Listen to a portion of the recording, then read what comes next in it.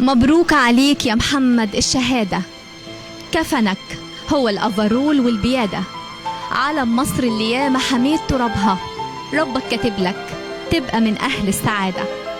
تقرير خاص عن اللحظات الأخيرة في حياة النقيب الشهيد محمد أحمد عبده، شهيد تفجيرات سيناء بالشيخ زويد، 1/7/2015 14 رمضان. خليكم معانا.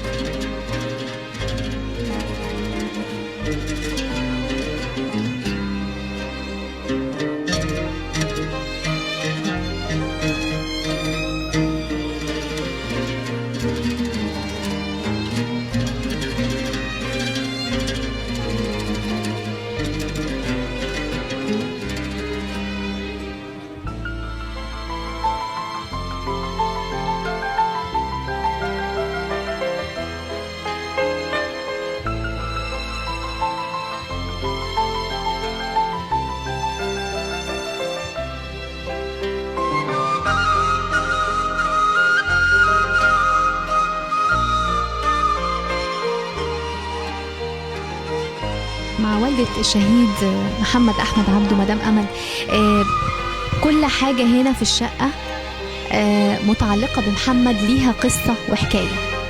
ده العلم اللي تكفن بيه النقيب محمد أحمد عبده. محمد كان الكبير؟ أول حاجة عندي جاي بعد 5 سنين، وكان أول فرحة عندنا وأكبر فرحة طبعا. أنا ابني فقدته، ابني حبيبي العزيز الغالي ده أنا فقدته. هو سندنا كلنا محمد، بس طبعا بعد ربنا يعني هو قدوة المفروض بقى كده يعني لبقية الشباب اللي زيه والأكبر منه والأصغر. محمد كان متجوز أو عنده أولاد؟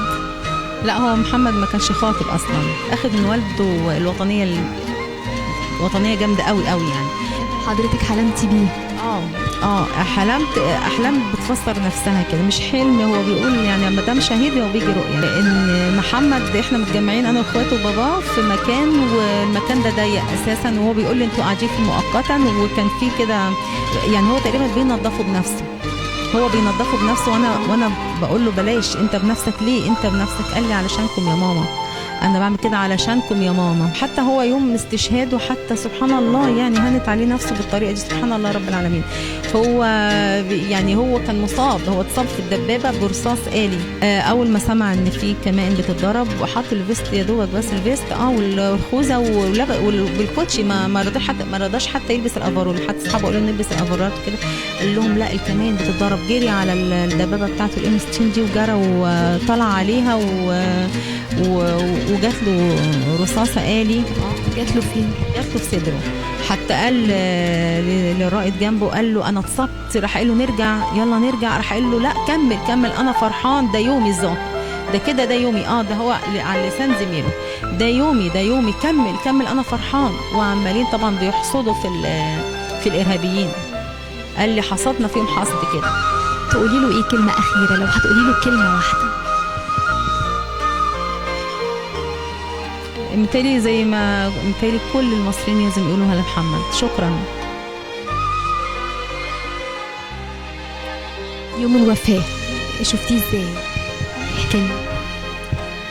هما دخلونا للصندوق وفتحوا يعني فتحوا القماشة اللي ملفوف فيها وورونا وشه بس.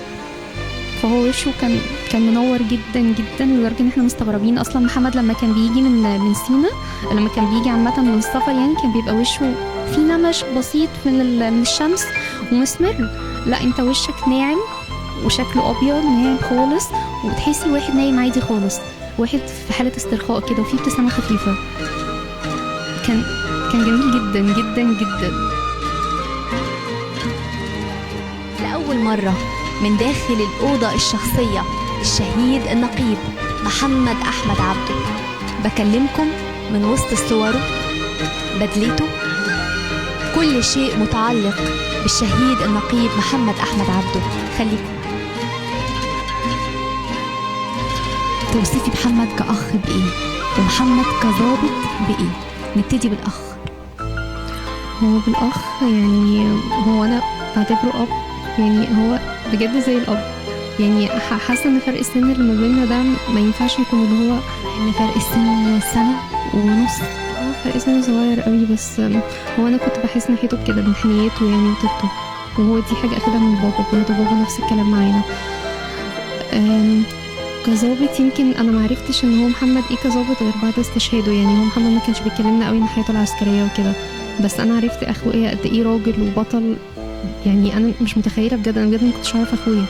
يعني انا كنت بشوفه حاجه واللي اصحابه حكوا عنه يمكن كمان بيحلفوا لنا ان دي حاجه بسيطه من شجاعه محمد، من رجولته فعلا.